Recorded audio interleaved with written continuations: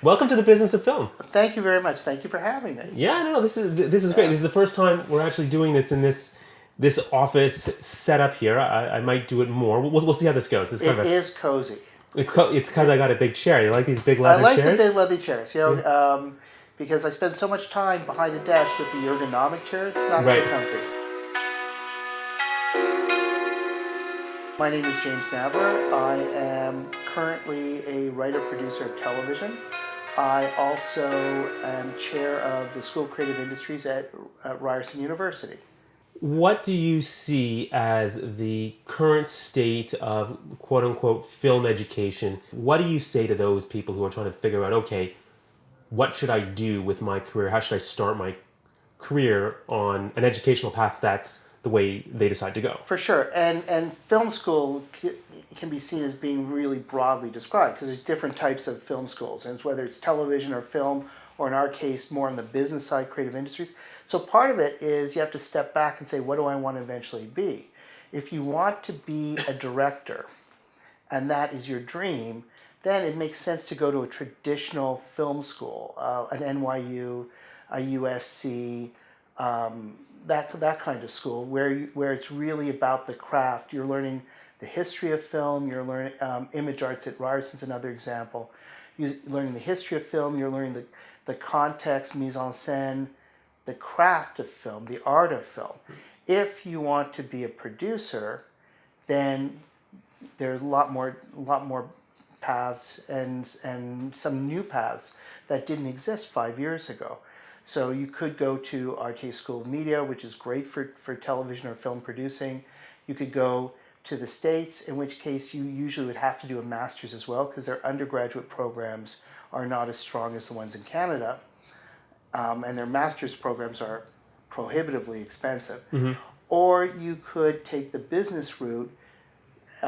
Creative industries is a great example of people who are going to do it that way. So it depends on what your goal is.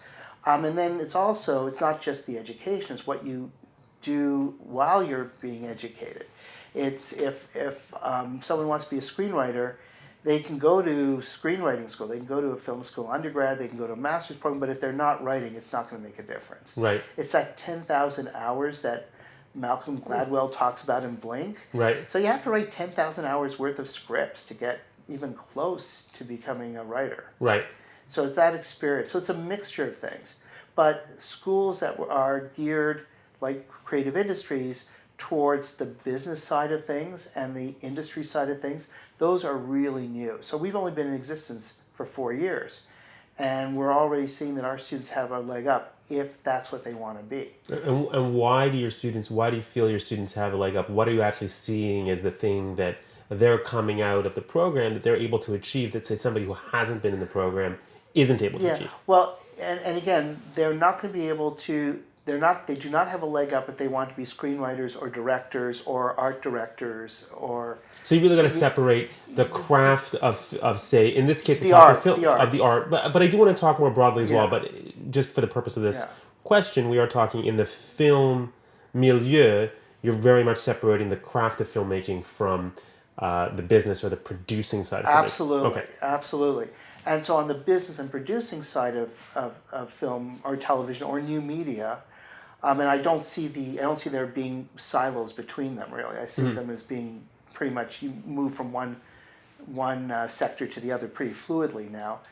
In those cases, coming out of a school with a business background to it, you understand financial accounting, you understand financing, you understand project management, you understand creative collaboration from a theoretical and a practical point of view. So you understand the management and working with creative people in a deeper way than if you've just sort of done it on set. Can we just get crafty for a second Sure. at the end? Because Sure. I know you are a writer. I want to Yes. talk about the craft of writing here Fair with enough. you. I don't want to leave this conversation without talking about that craft. What is your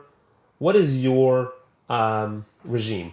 I mean, you're a working professional. How do you find time? What is your writing regime? Okay, well, this is going to frighten some people. I wake up at 4:30 in the morning, pretty much every day. And for me, the best time to write, my best creative work is, between 5:30 and 9 in the morning, because that's a point where no one's phoning me. I can ignore emails, and I can sit down. I need blocks of time that are undisturbed to write, and there are peaks and valleys.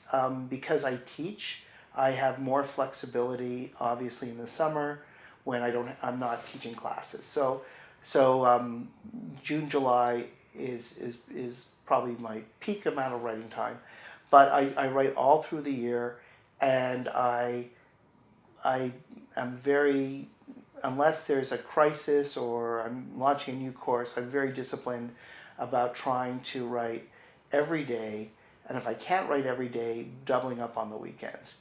But it's like finding that block of time. Plotting or figuring out the arc of your story before you start? Do you know what the ending is? How detailed do you get before I you start? always have to know, if I'm doing a script for myself, I always have to know what the ending is. I always have to have the last image and probably the last scene, so I know where I'm writing to. And then, because setup is easy. You can always do a great setup. You can always do something really fun for your hero or your villain at the beginning. It's that middle that's hard for me. And it's like that act 2 is the toughest, like building the complications, keeping the plot going. But if I know where I'm going, I can usually get there. I also quite often overwrite, so like I'll write like 8 pages and then cut back to 5. Then do the next 8 pages and cut back another 6.